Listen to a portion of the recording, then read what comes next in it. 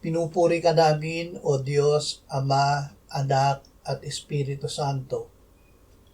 Salamat, Ama, na ibinigay mo sa amin si Jesus na iyong anak, na namatay para sa aming kasalanan, iyong muling binuhay, iniakyat at iniluklok sa iyong kanan sa langit.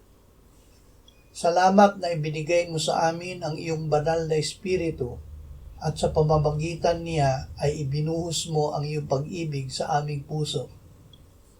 Panginoong Hesus, sinabi mo, kung ang sino man ay ibig sumunod sa akin, tanggihan niya ang kanyang sarili, pasanin ang kanyang krus araw-araw at sumunod sa akin.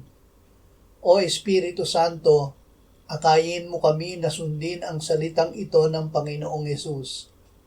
Gawin mo na kami ay mamuhay na patay sa sarili, ngunit buhay sa Diyos kay Kristo Jesus. Amen.